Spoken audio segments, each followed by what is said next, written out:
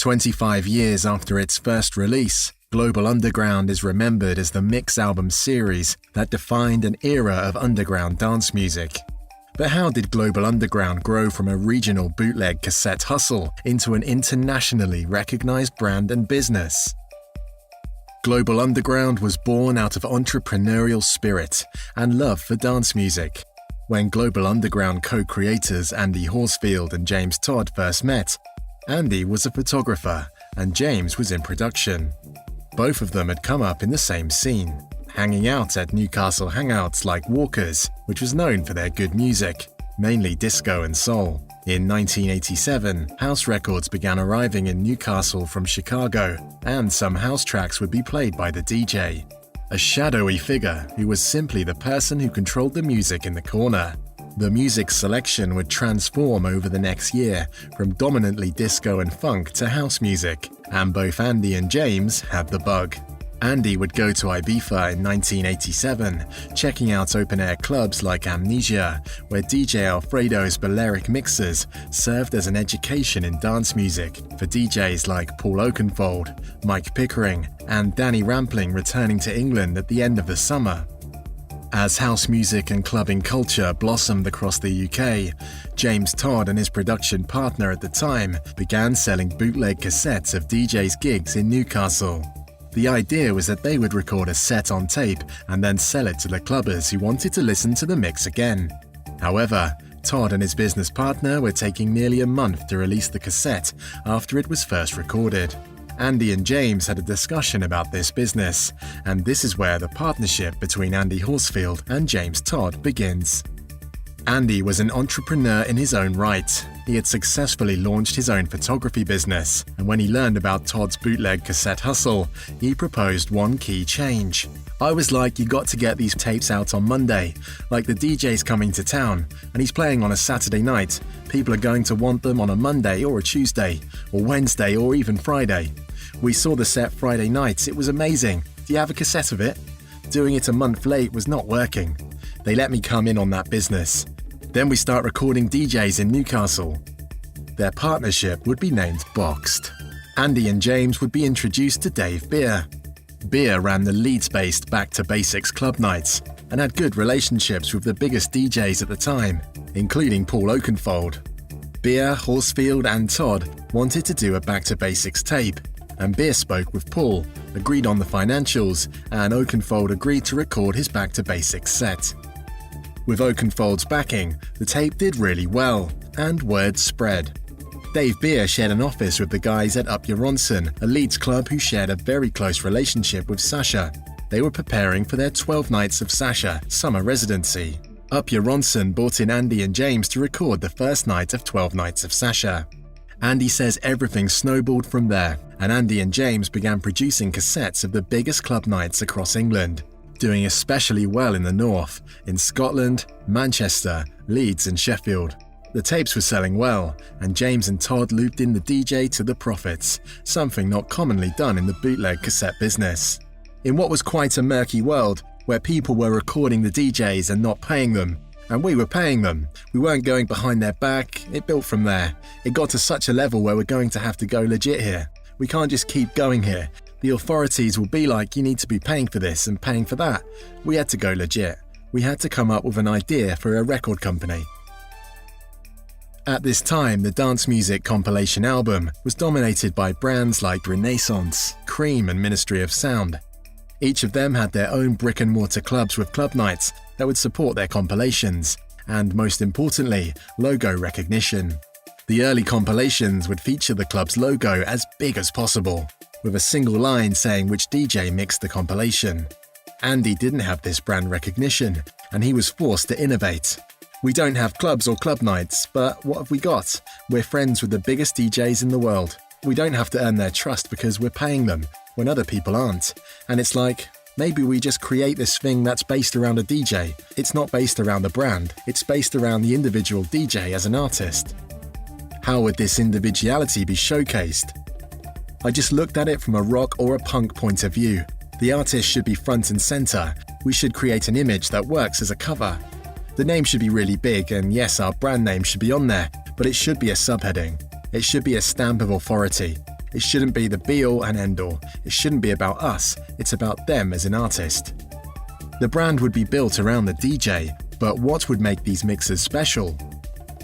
Growing up, Andy enjoyed albums like Rolling Stone's Live in Paris, which captured a one-night live show, as well as television programs like Rough Guides, which dropped a reporter and film crew in a city, and they would walk around discovering the city through the guidance and recommendations of the locals.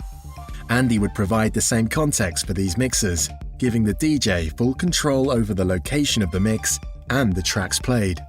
The recipe was set, a superstar DJ playing selections at the forefront of underground dance music in the world's most exotic cities and club cultures. But what would they call their project? Andy and James settled on the name Global Underground well before the series' first album. In fact, they released cassettes featuring Paul Oakenfold and Sasha in 1996 that featured the characteristics of what their project would become. With the words Global Underground written on the cover as a subheading, the front of the cassette featured a truly exotic image of the DJ, accompanied by a brief album note that set the scene. There was one problem. There was a popular band at the time called Trans Global Underground, but Horsfield kept coming back to Global Underground and settled on that for the name of their record series. In order to be truly legitimate, Andy had to legally license the records. He found help from DJ Lottie, who was working at Huge Tunes. When Andy introduced the idea for the first release to Tony DeVee was down to record an upcoming Tel Aviv gig and had given Andy a list of records to get approved. Lottie, a huge fan of Tony's, showed Andy how to properly fill out a licensing sheet. The Boxed Boys were legitimate, and because they were working with the UK's biggest DJs like Tony DeVee, many independent labels were okay with licensing Global Underground their tracks. On the first trips, the idea for GU wasn't fully understood even by its creators, and the first releases have some unique qualities to them. First, Andy and James were forced to skip over a GU2 album due to a cataloguing error with GU1, which saw the cassette tape release given the official title of GU2. GU would bring a photographer and magazine editor, beginning with Nick Warren in Prague. The first 4 releases would be recorded live instead of re-recording in a studio, and even John Digweed's iconic cover on GU6 was not shot in Sydney, but in a London studio by Dean Belcher. With GU7 featuring Paul Oakenfold in New York, Andy finally understood what the process for GU would be going forward. We must photograph the cover on location, photograph the city, obviously on location, get the sleeve notes done with the journalists. GU7 was the first proper GU trip. Dean Belcher was the photographer, Dom Phillips was the journalist, and they would work together on the ensuing releases to give GU the aesthetic it is remembered for today. Soon, Horsfield found himself working on 3 City Series releases at a time, from GU7 in 1998 to GU21 in 2001. Global Underground released 15 albums over the span of just over 3 years. GU's most iconic albums are released during this streak, highlighted by GU7 featuring Oakenfold in New York, GU9 featuring Sasha in San Francisco, GU10 featuring Danny Tenaglia in Athens, GU11 featuring Nick Warren in Budapest, Sasha back again for GU13 in Ibiza, Darren Emerson's debut for GU15 in Uruguay, John Digweed's heavy GU19 in Los Angeles, Emerson's sequel for GU20 in Singapore, and Deep Dish's debut in Moscow for GU21. These are the mixes that define an era of dance music 25 years later. Global simply couldn't miss, putting dance albums out with unmatched consistency, and their business was growing. The UK releases were handled by their UK distributor, but all of the international shipments were shipped out of the original Newcastle office. And Andy remembers stacks of 20,000 to 30,000 albums being shipped out of the office. It was labour-intensive, but it worked, and the limited technology of the time wasn't necessarily, well, a limitation. We've got couriers coming in 5 times a day, but things never got lost. It got there. We used to do a lot of our deals back in the day on the fax machine, and it sounds really old-fashioned, but if you faxed about licensing in 97 or 98, you got answers in an hour. People didn't have 10,000 emails a day. Nowadays, we can wait weeks to get replies. Global Underground was a global brand, but just as the world spins, technology will push forward, and Andy and Global Underground experienced what he calls the Napster moment around 2001, which cut their sales by around 50% over the period of 1 year. At this point, the staff was large, the revenue was cut, and the company had to restructure. But that did not mark the end of Global Underground. After selling 51% of the company to the Ministry of Sound in 2008, Horsfield realized that his perspective was intrinsic to what GU was, and the brand was suffering without his 100% dedication and presence. The releases slowed down, disagreements arose, compromises were made, and the brand integrity suffered. After Solomon's GU40 release in 2015, Horsfield still believed that his series had potential. Ministry wasn't seeing much profit, and the two parties agreed for Andy to buy Global Underground back, completely under his ownership. Flash forward to 2021, Andy Horsfield is not done. After 2020's GU43 with Joris Vaughan in Rotterdam, Andy has a short list of DJs he still wants to work with, and more Global Underground releases are in the works, despite the fact that Horsfield no longer feels that need to put out multiple albums a year. The game is quality, not quantity. Global Underground tells many stories.